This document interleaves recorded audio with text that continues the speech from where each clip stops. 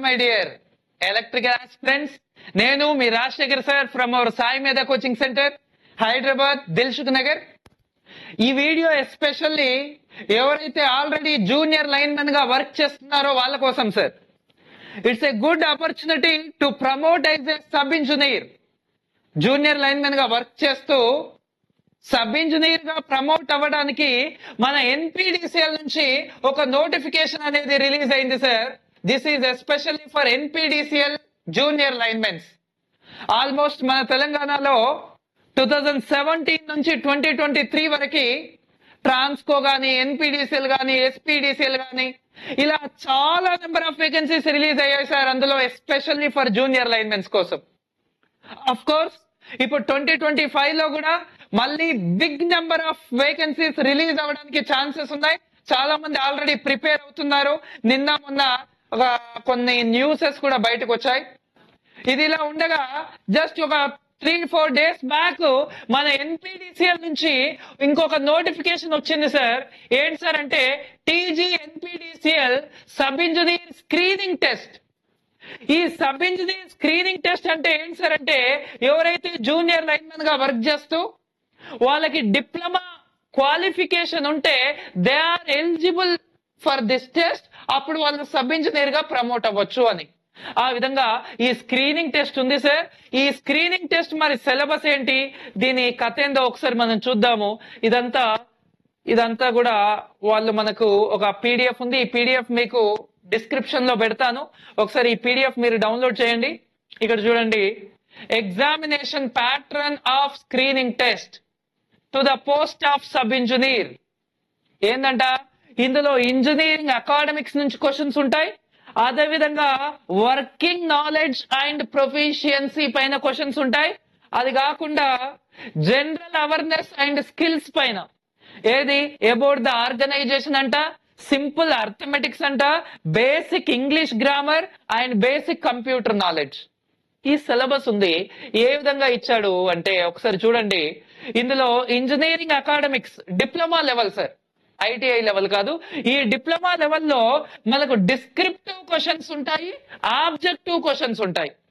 Descriptive అంటే basic principle of transformer ని explain చేయండి అంటే మీరు ఎక్స్ప్లెయిన్ చేయాలన్నమాట. అక్కడ torque equation of induction motor అంటే మీరు ఇండక్షన్ మోటార్ యొక్క టార్క్ ఈక్వేషన్ డిస్క్రిప్టివ్ గా చేయాలి. EMF equation of synchronous machine అంటే సింక్రోనస్ మెషిన్ యొక్క ఈఎంఎఫ్ ఈక్వేషన్ ని మీరు డిరైవ్ చేయాలి.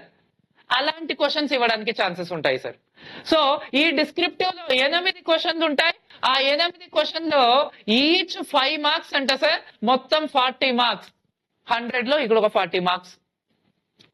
ఇందులో ఆబ్జెక్టివ్ ఓరియంటెడ్ లో ఒక 10 క్వశ్చన్లు ఉంటాయి సార్. ఈచ్ 1 మార్క్, అవి ఒక 10 మార్క్స్. ఈ 50 మార్క్స్ వచ్చేసి ఇంజనీరింగ్. దాని తర్వాత వర్కింగ్ నాలెడ్జ్ అండ్ ప్రొఫిషియన్సీ. ఈ వర్కింగ్ నాలెడ్జ్ అంటే మీ రియల్ టైం ఎక్స్పీరియన్స్ బేస్ చేసుకొని మీరు రాసే విధంగా ఉంటాయి. జనరల్ గా ఇది కోచింగ్ సెంటర్లలో కంటే మీ వర్కింగ్ నాలెడ్జ్ ని బేస్ చేసుకొని, మీ ఆ ఎక్స్పీరియన్స్ ని బేస్ చేసుకొని రాసే విధంగానే ఉంటాయి సార్. ఒకవేళ ఇప్పుడు మీరు కోచింగ్ తీసుకుంటే, ఆన్లైన్ లో ఏదైనా కోచింగ్ తీసుకుంటే దిస్ ఈజ్ యూస్ఫుల్.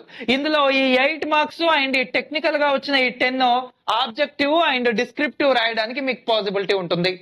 మరి ఏది ప్రిపేర్ అవ్వాలి సార్ అంటే సబ్ ఇంజనీర్ సిలబస్ ఏదైతే ఉంటుందో సేమ్ సిలబస్ ఇచ్చాడు సార్. సిలబస్ కూడా ఉంది, అదే సిలబస్ మనం ప్రిపేర్ అవ్వాలి. సో ఎవరైతే ప్రిపేర్ అవ్వాలి అనుకుంటున్నారో, ఎందుకంటే జనరల్ గా జూనియర్ లైన్ మెన్ గా చేస్తున్న వాళ్ళలో డిప్లొమా క్వాలిఫికేషన్ చాలా తక్కువ మందికి ఉంటది. ఆ తక్కువ మంది కూడా డిస్క్రిప్టివ్ ఉంది కాబట్టి వాళ్ళు నెగ్లెన్స్ చేయడానికే ఎక్కువ ఛాన్సెస్ ఉంటది, నెగ్లెక్ట్ చేయడానికే ఎక్కువ ఛాన్సెస్ ఉంటది. ఓకేనా? సో ఎవరైతే డిప్లొమా క్వాలిఫికేషన్ ఉందో వాళ్ళు కొంచెం ప్రిపేర్ అయితే ఈ ఈజీ ఏమో, కాంపిటీషన్ తక్కువ ఉండొచ్చు. ఒక్కసారి ఆలోచించండి. దీని తర్వాత వర్కింగ్ ప్రొఫిషియన్సీ పైన, అది కాకుండా నెక్స్ట్ అబౌట్ ద ఆర్గనైజేషన్. ఇది అబౌట్ ద ఆర్గనైజేషన్ కూడా మీరు నెట్ లో కానీ మీ దగ్గర ఏమన్నా సోర్స్ ఉంటే దాని నుంచి మన ఎన్పిడిసిఎల్ గురించి సిఎండి సార్ దగ్గర నుంచి స్టార్ట్ చేస్తే ఏడీఈస్, ఏఈస్, జూనియర్ లైన్ మెన్స్, అది కాకుండా సబ్ స్టేషన్స్, అది కాకుండా బిగ్ సబ్ స్టేషన్స్, అది కాకుండా feeder lens, what ever line lens, అలాంటివి ఎంత టర్న్ ఓవర్ అట్లాంటివి క్వశ్చన్స్ ఆర్గనైజేషన్ బేస్ చేసుకొని ఆబ్జెక్టివ్ క్వశ్చన్స్ 5 వస్తాయి. అది కాకుండా సింపుల్ అర్థమెటిక్ నుంచి ఒక 5 క్వశ్చన్స్ వస్తాయి, బేసిక్ ఇంగ్లీష్ నుంచి ఒక 5 క్వశ్చన్స్, కంప్యూటర్ నాలెడ్జ్ నుంచి ఒక 5 క్వశ్చన్స్. ఈ విధంగా ఇవి ఒక 20 మార్క్స్ అండ్ ఈ వర్క్ ప్రొఫిషియన్సీ ఒక 30 మార్కులు, ఇది ఒక 50 మార్కులు, మొత్తం 100 మార్క్స్ సిలబస్ ఉంది సార్. ఈ 100 మార్క్స్ ఎంత, పాసింగ్ మార్క్స్ వచ్చేసి 40 అంట. 40 వస్తే పాస్ అయినట్లు. 3 hours ఎగ్జామ్ ఉంటది. Examination level, the descriptive and multiple choice questions part A and part B should be diploma లెవెల్లో ఉంటాయి. Special note, answer any 8 descriptive questions out of 10. 10 ఇస్తాడంట, అందులో 8 క్వశ్చన్లకు మనం ఆన్సర్ చేయాలి. And in part A and 50% of questions shall be problem solving. అందులో వచ్చే దాంట్లో కూడా 50% ప్రాబ్లమ్స్, 50% థియరీ ఉండేలాగా ఇస్తాడంట.